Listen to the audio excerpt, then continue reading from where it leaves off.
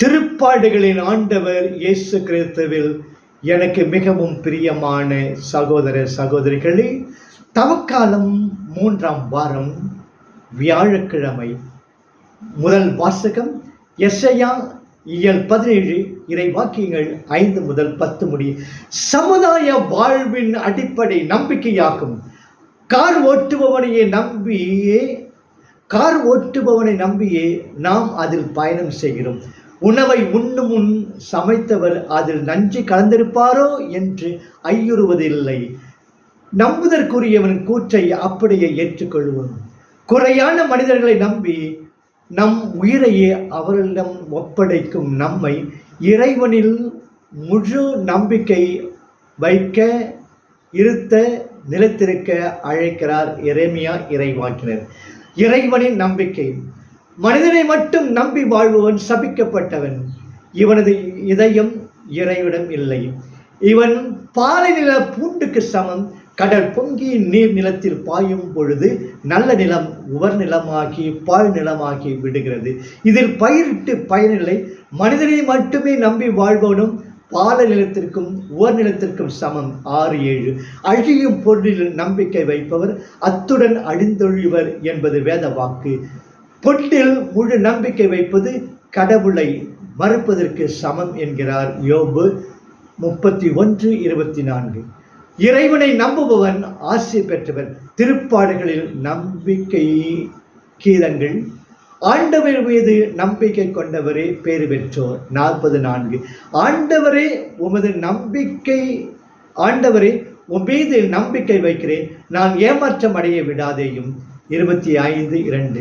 துன்பத்தின் உச்சியை அடைந்த ஓர் ஆன்மாவின் அபயக்குரலை எதிரொலிக்கிறது 22ஆம் திருப்பாடல். ஆண்டவர் மீது நம்பிக்கை வைத்தானே அவன் இவனை மீட்கட்டும், தாம் அன்பு கூர்ந்த இவனை அவர் விடுவிக்கட்டும் என்கிறார். என்னை கருப்பையிலிருந்து வெளிக்கொணர்ந்தவர் நீரே, என் தாயிடம் பால் குடிக்கையிலே என்னை பாதுகாத்தவரும் நீரே. என்னை விட்டு தொலைவில் போய்விடாதையும், ஏனெனில் உதவி செய்வார் யாரும் இல்லை. திருப்பாடல் 27:6-11. நீர் அருகில் நடப்பட்ட மரம் ஈரத்தில் வேரூன்றும், அதன் இலைகள் என்றும் பசுமையாய் இருக்கும். நற்கனிகளை தரும். கோடையோ பனியோ அதை பாதிக்காது. அப்படியே இறைவனில் நம்பிக்கை கொள்பவன் அவரில் இணைந்திருந்து அதிக பலனை தருவான். செயலுக்கு ஏற்ற தீர்ப்பு. இதயத்தினின்று நன்மையில் சுரக்கலாம். அதே இதயம் பழைய பாவத்தின் பயனாக பரத்தமை, களவு, கொலை, விபச்சாரம், பேராசை, தீச்செயல், பஞ்சம், காமவெறி, பொறாமை, பழிப்புரை, செருக்கு, மதிக்கேடு இவற்றை உற்பத்தி செய்யும் தொழிற்சாலையாகவும் இயங்கக்கூடும். மார்க் 7:20. உள்ளத்தை ஊடுருவி அறியக்கூடியவர் இறைவன் ஒருவரே ஆவார். நம் வெளித்தோற்றத்தை கொண்டு மக்களை எடை போடுகிறோம். எனவே தான் என் எண்ணங்கள் உன் எண்ணங்கள் அல்ல என்கிறார் இறைவன். புண்ணியவான்களாக நம்மால் எண்ணப்படுபவர் இறைவன் பால் புறக்கணிக்கப்பட்டவராக ஆகலாம். பரிசெயரும் வழி தண்டுபவர்கள் என்ற உண்மை இந்த உண்மையை விளக்குகிறது. லூக்கா 18:9-14. வெள்ளியை நெருப்பிலும் பொன்னை உலையிலும் பரிசுத்து அறிவது போல ஆண்டவரும் இதயங்களை சோதித்து அறிகிறார் என்பது நீதிமொழி 17:3. எரேமியா 11:20. இறைவன் நமது உள்ளங்களை சோதித்தறிவது போல நாமும் இத்தவக்காலத்தில் நமது இதயத்தை சோதித்தறிய வேண்டும். இருளில் உள்ளவற்றை வெளிச்சத்திற்கு கொண்டு வர வேண்டும். திரு அவையில் உள்ள நான் நீரூற்றுகளில் நடைபெற்ற மரத்திற்கு சமமா அல்லது பாலை நில பூண்டுக்கு சமமா என்று என்னையே சோதித்தறிய வேண்டும். 2ஆம் வாசகம் நற்செய்தி லூக்கா 16 இறைவாக்கியங்கள் 19 முதல் 31. ஏழைகளுக்கு உதவுவது நம் எல்லோருடைய கடன் என்பதை விளக்க இயேசு கூறிய ஓமை பணக்காரரையும் லாசரையும் பற்றியது. தவக்காலத்தில் நாம் செய்யக்கூடிய செயல்கள் முக்கியமானது ஒன்று. பிறர்பால் அன்பு, ஈகை, இரக்கம் காட்டுவது என்பதை இவ்வாசகம் அழுத்தி கூறுகிறது. இன்றைய நிலையும் செயற்பாடும். பணக்காரன் லாசர் ஓமை ஏதோ ஒரு பழங்கால கதை என்று இன்றைய உலகிலே நமது நாட்டிலே பங்கிலே திரு அவையிலே துறவர அமைப்பிலே நாம் அன்றாடம் காணும் காட்சி இது. ஒரு பணக்காரன் ஒரு ஏழை, இது உண்மையிலேயே சில பணக்காரர் பல ஏழைகள். இது நம்முடைய இன்றைய அனுபவத்திலே ஒரு சில டாட்டாக்கள், பிர்லாக்கள், அம்பானிகள் ஒருபுறம், கோடிக்கணக்கான லாசர்கள் மறுபுறம், அறுசுவை உண்டு அமர்க்கள கொண்டாட்டங்கள் ஒருபுறம், ஒருவேளை உண்ண உணவின்றி, ஒண்ட இடமின்றி, உடுத்தி மூட உடையின்றி ஓடெந்து நிற்கும் பட்டாளம் மறுபுறம். இந்நிலை பாவநிலை, இந்நிலை கடவுள் திட்டத்திற்கு மாறுபட்ட நிலை. இந்நிலை மனிதரை பிற மனிதராக கடவுளின் சாயலாக மதித்து செயல்படா நிலை. இந்நிலைக்கு காரணம் டாட்டாக்கள், பிர்லாக்கள், அம்பானிகள் மட்டுமன்று நாமும் ஒரு வழியில் இந்நிலைக்கு காரணமே. நம் வீதிகளில் நடமாடி திரியும் லாசர்கள் நம் ஊன கண்களையும் உள்ள கண்களையும் திறக்கின்றனவா? உடுக்க இழந்தவர் கை போல இடுக்கண் இடை நாம் சென்று உதவுகிறோமா? அவர்கள் கேட்பது ஒரு வயிற்று கஞ்சி மட்டுமன்று, உறுதுணையாயிருக்க ஒரு நிரந்தர சாதனமன்றோ? மீன் கட்டு வந்தவனுக்கு ஒரு வலையை கொடுப்பது போன்று அமைய வேண்டும் நமது உதவி.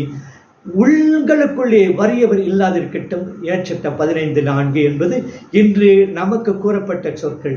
ஏழை என்றும் அடிமை என்றும் எவருமில்லை என்பது நமக்கு விடுவிக்கப்பட்ட சவால். இச்சவாலை நாம் எவ்வாறு சமாளிக்கிறோம்? உலக ஏழ்மையை விட்டு விடுவோம். ஊரிலே, உறவிலே, துறவர சபைகளிலே எத்தனை லாசர்களை நடக்கவிட்டு பார்த்து கொண்டிருக்கிறோம். நம் கல்மனம் கரையா?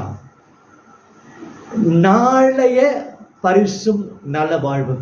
பணக்காரன் புதைக்கப்பட்டான். லாசரோ வானதூதரால் தூக்கி செல்லப்பட்டு ஆபிரகாமின் அருகிலே அமர்கிறார். பணக்காரன் வேதனைப்படுகிறான். லாசரோ ஆறுதலும் அமைதியும் பெறுகிறார். தன் உயிரை காத்துக்கொள்ள விரும்புகிற எவரும் அதை இழந்து விடுவர். என் பொருட்டு தன் உயிரை இழந்து விடுபவனும் அதை காத்து கொள்வான். லூக்கா 9:24 என்ற சொற்களோடு, மகனே உன் வாழ்நாட்கள் நலன்களையே பெற்றார். அதே வேளையில் லாசர் இன்னல்களையே அடைந்தார். இப்போது அவர் இங்கே ஆறுதல் பெறுகிறார், நீரோ மிகுந்த வேதனைப்படுகிறார். 16:25 என்ற பகுதியை ஒப்பிட்டு பார்க்கலாம். மறு உலகில் நல்வாழ்வு, அமைதி, மகிழ்வு வேண்டுமாயின் நாம் துன்பத் துயரங்களை ஏற்று அனுபவிக்க கற்றுக்கொள்ள வேண்டும். அல்லது பிற துன்பம் கண்டு இறங்கி அவர்களுக்கு செயல்முறையில் அன்பும் ஆறுதலும் காட்ட வேண்டும். பிறருக்கு அவருடைய தேவைகளில் உதவுவதோடு நில்லாது அவர்கள் நல்வாழ்வு வாழ உடுக்க உடை, உண்ண உணவு, ஒண்ட ஒதுக்கிடமும் அவர்களுக்கு செயல்முறைகளை வகுத்து தர வேண்டும். ஒரு சகோதரன் அல்லது ஒரு சகோதரி போதிய உடையும் அன்றாட உணவும் இல்லாதிருக்கும் போது அவர்களது உடலுக்கு தேவையானவை எவற்றையும் கொடாமல் உங்களுக்குள் அவர்களை பார்த்து நலமே சென்று பாருங்கள், குளிர் காய்ந்து கொள்ளுங்கள், பசியாற்றிக் கொள்ளுங்கள் என்பார் என்றால் பயன் என்ன? யாக்கோபு 2:15-16.